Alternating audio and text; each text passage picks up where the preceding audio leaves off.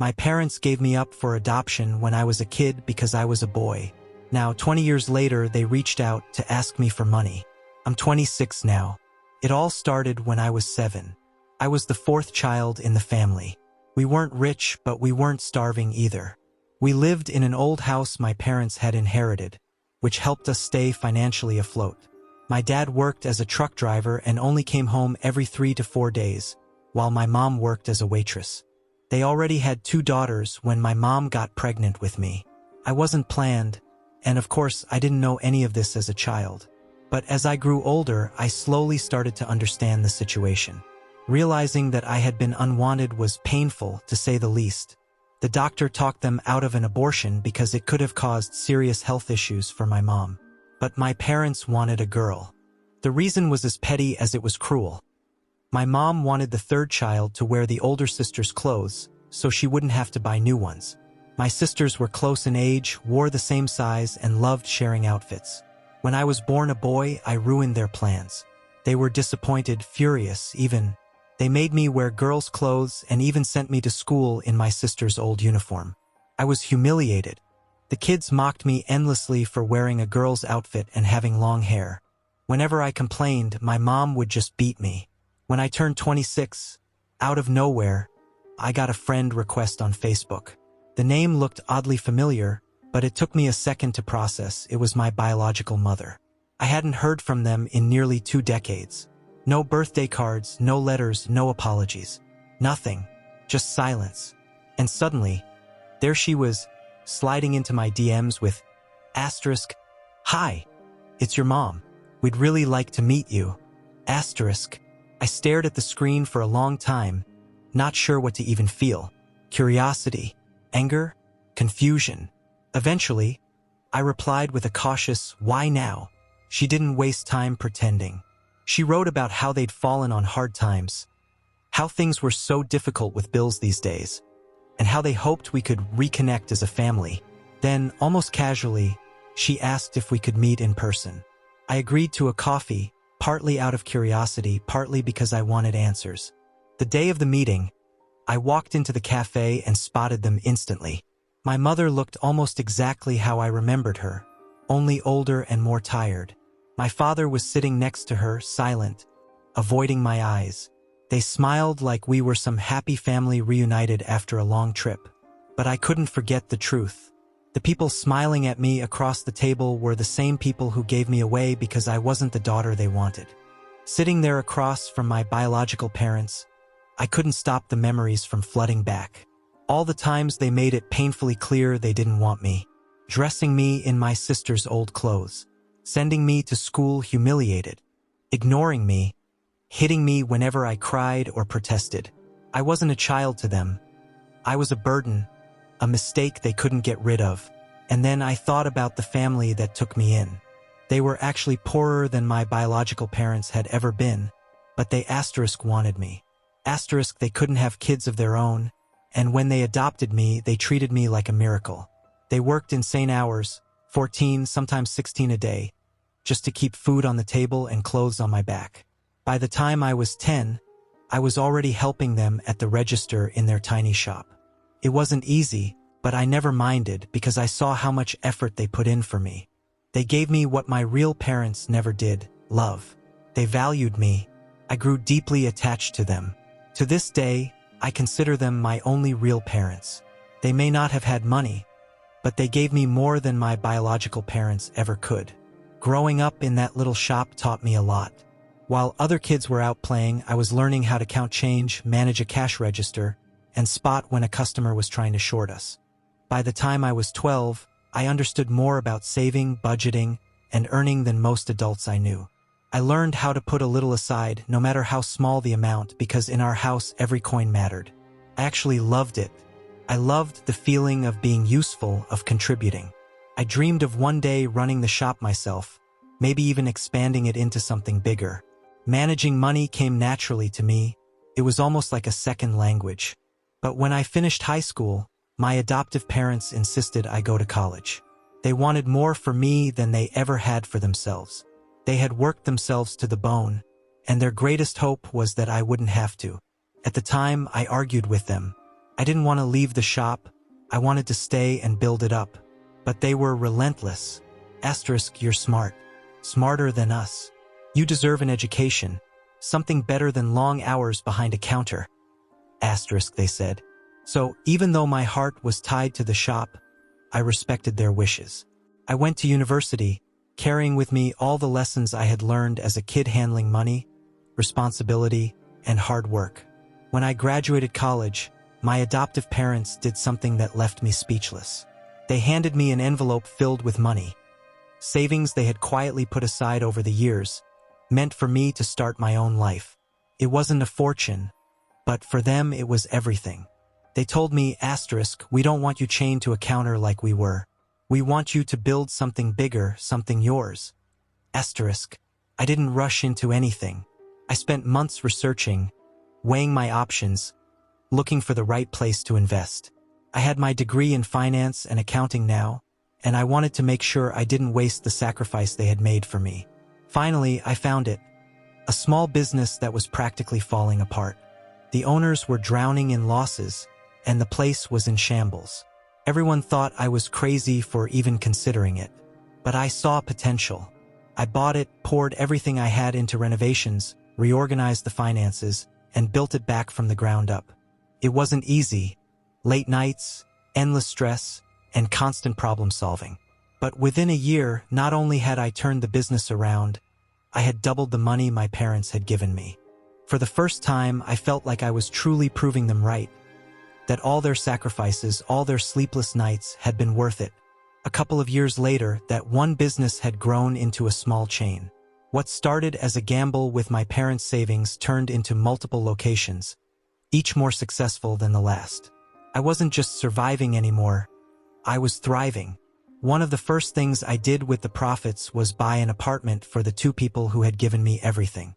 My adoptive parents had lived in a cramped old place their whole lives, always putting me first.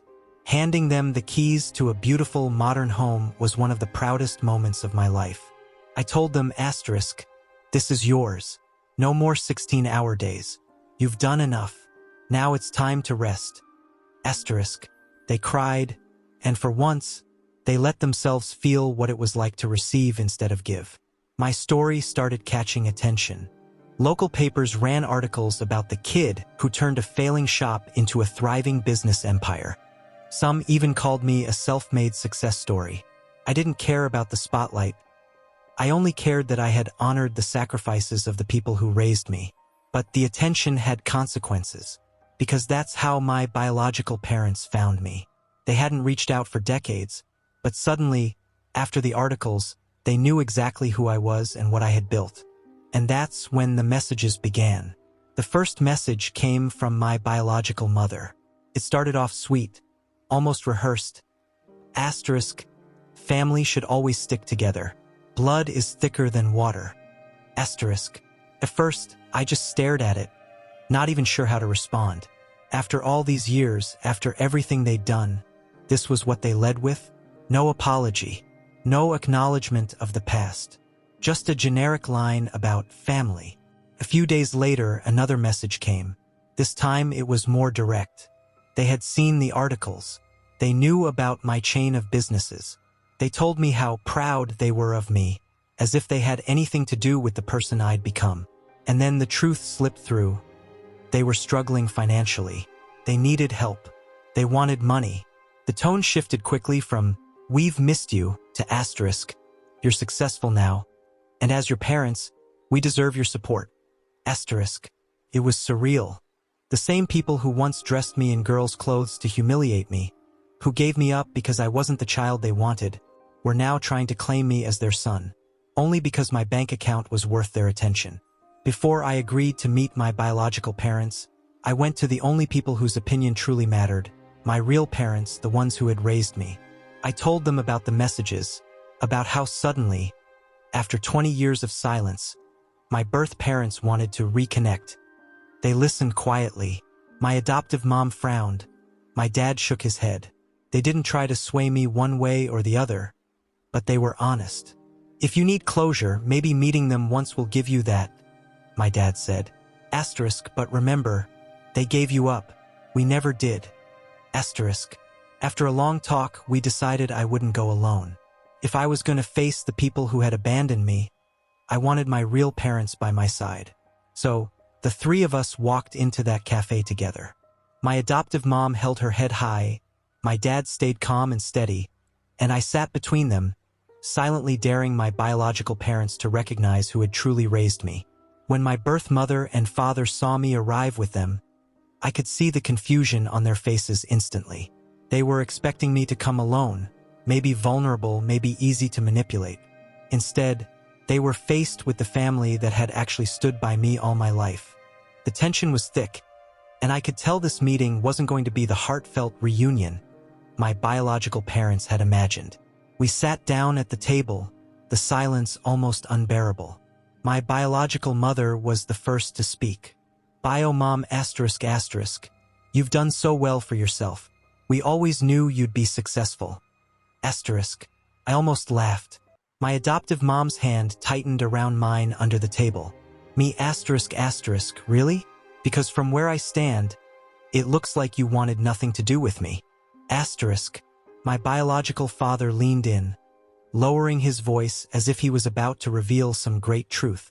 Bio dad asterisk asterisk, you don't understand. Giving you up, that was part of why you became so strong. If we had kept you, maybe you wouldn't be who you are today. In a way, we made the right choice for you. Asterisk. I stared at him, stunned by the audacity. My adoptive dad clenched his jaw but stayed quiet, letting me handle it. Me asterisk asterisk. So you're saying abandoning me was a gift? That humiliating me, beating me, and finally throwing me away was your way of setting me up for success? Asterisk. They didn't flinch. My biological mother actually smiled, as if she believed every word. Bio mom asterisk asterisk. We created the circumstances that made you strong. You should be grateful. And now that you're in a good place, it's only fair that you help us. Asterisk. The entitlement in her voice made my stomach turn. They weren't ashamed. They weren't sorry. They were trying to rewrite history, turning cruelty into sacrifice, neglect into some twisted act of love. I looked at the two people who had raised me, sitting proudly on either side of me, and knew exactly where my loyalty lay. My biological mother sighed heavily, as if she had been waiting for the right moment to play her final card. Bio mom asterisk asterisk. You don't understand what we've been through. Your father, he couldn't keep up. The work dried up and he started drinking. To cover the bills, we had to take out loans. Now the debts are crushing us. We're drowning. We just need a little help. You could make it all go away with one payment. Asterisk. Her words hung in the air. For the first time that evening, there was no arrogance in her tone, only desperation. My biological father kept his eyes on the table, saying nothing. I felt my chest tighten. Part of me wanted to laugh in their faces, to remind them that their choices had led them here. Another part of me, the part shaped by the values my real parents gave me, hesitated. I could feel my adoptive mom watching me closely, her hand still on mine. My dad's quiet strength radiated from beside me. They weren't going to tell me what to do. They trusted me to choose. I wrestled with it in my head. Did they deserve help? Absolutely not. But was I really going to let them sink while I had the power to pull them out? In the end, my humanity won. Me asterisk. I'll pay off your loan. Not because I owe you anything, but because I refuse to be like you. I won't turn my back on people in need, even if those people once turned their backs on me. Asterisk. The relief on their faces was instant, almost greedy.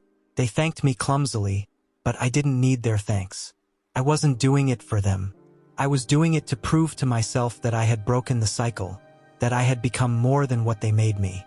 After that meeting, I thought maybe, just maybe, things would change. That paying off their debt would clear the slate, give us a chance to rebuild something real. But I was wrong. Every text, every call that followed started the same way. We have another financial problem? Or asterisk. Could you help us just one more time? Asterisk. There was never a simple asterisk. How are you? Asterisk or asterisk. We'd love to see you. Asterisk. Not once did they ask about my life, my happiness, or the parents who had raised me. It became painfully clear. They didn't want me back in their family. They wanted my wallet. That realization hit hard, but it was also freeing. I wasn't missing out on some lost bond or hidden love. I wasn't the ungrateful child turning away from them.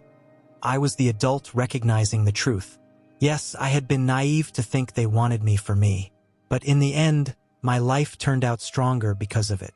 Their rejection made room for the family that truly loved me. Their absence pushed me to work harder, to build the life they never believed I deserved. And now I know exactly who my real parents are. They're the ones who stayed. So now I keep asking myself, did I make a mistake? Was I wrong to help them even once? Should I have just walked away the moment they came crawling back? Because part of me feels used, but another part of me knows I'll never regret choosing kindness, even for the people who never showed me any. What do you think? Was I wrong to help them at all?